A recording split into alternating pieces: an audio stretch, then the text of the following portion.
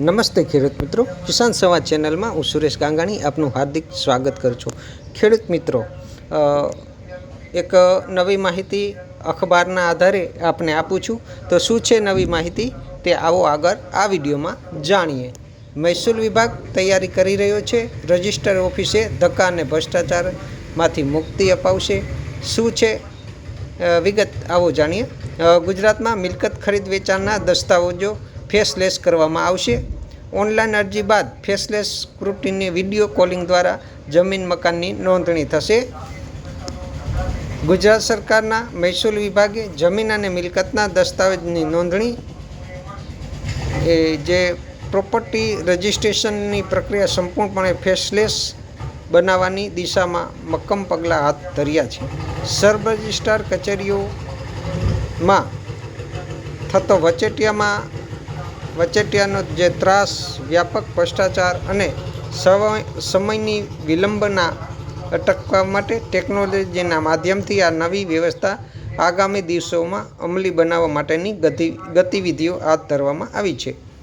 નવી સિસ્ટમ મુજબ હવે નાગરિકોએ દસ્તાવેજ કરવા માટે સબ રજિસ્ટ્રાર કચેરી રૂબરૂ જઈને કલાકો સુધી લાઇનમાં ઊભા રહેવું નહીં પડે। જો કે આ પ્રોજેક્ટ રાજ્ય સરકાર પ્રાથમિક તબક્કે ચોક્કસ મોટા શહેરોમાં પાયલટ પ્રોજેક્ટ તરીકે શરૂ કરી શકે છે। એવું પણ થઈ શકે છે કે અમદાવાદના અમુક વિસ્તાર પૂરતી પ્રાયોગિક ધોરણે તેનો અમલ કરવામાં આવે। આ પછી તેની સફળતા અને ટેકનોલોજીને સદવ્યવહારની ચકાસણી કર્યા બાદ જ તેને સમગ્ર ગુજરાતમાં ફરજિયાત કરવામાં આવી શકે છે, તેમ મહેસૂલ વિભાગના સૂત્રો કહે છે। હવે આ કામગીરી કેવી રીતે કરશે તેની વાત કરીએ તો મહેસૂલ વિભાગના ઉચ્ચ સૂત્રો પાસેથી મળતી વિગતો અનુસાર આ નવી ઓટોમેટિક સિસ્ટમ પારદર્શિતા ઉચ્ચતમ ધોરણે પર કામ કરશે।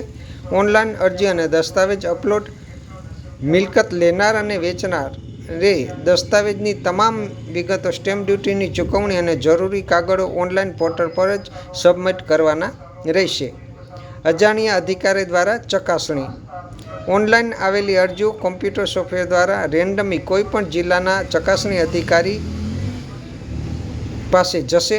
સૌથી મોટી વાત તો એ છે કે અરજી ચકાસનાર અધિકારીઓને ખબર જ નહીં હોય કે દસ્તાવેજનો માલિક ખરીદનાર કોણ છે અને મિલકત કયા વિસ્તારની છે।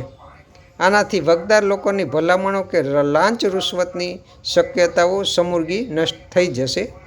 છેલ્લી ઘડીએ બાયોમેટ્રિક અને ઓળખાણની કરાય, જ્યારે દસ્તાવેજને બધી જ રીતે મંજૂર થઈ જશે અને તેને ફાઇનલ મંજૂર કરવાનો તબક્કો આવશે, ત્યારે જ ખરીદનાર વેચનારના સત્તાવાર ઓળખપત્રોની ઓનલાઈન ચકાસણી કરવામાં આવશે। વિડીયો કોલિંગની વેરિફિકેશન, મિલકત વેચનાર વ્યક્તિ પોતે જ છે કે નહીં, કોઈ બોગસ વ્યક્તિ નથી ને, તેની ખાતરી કરવા માટે લાઈવ વિડીયો કોલિંગ ફીચરનો ઉપયોગ કરાશે। વિડીયો કોલિંગ દ્વારા બંને પક્ષોની લાઈવ હાજરી અને સમગ્ર સજાગતાની ખરાઈ કરીને જ દસ્તાવેજને ડિજિટલ મંજૂરી અપાશે। હવે આનાથી નાગરિકને શું ફાયદો થશે તેની વાત કરીએ તો ભ્રષ્ટાચાર પર સર્જિકલ સ્ટ્રાઇક, સબ રજિસ્ટ્રાર કચેરીઓમાં ચાલતી ટેબલ નીચેની લેવડ દેવડ અને ફાઇલો અટકાવી રાખવાની પ્રથા કાયમ માટે બંધ થઈ જશે। સમય અને નાણાંની બચત થશે। દસ્તાવેજની એપોઇન્ટમેન્ટ લેવી, સાક્ષીઓ સાથે લઈ જવા અને કચેરીએ ધક્કા ખાવામાંથી મુક્તિ મળશે।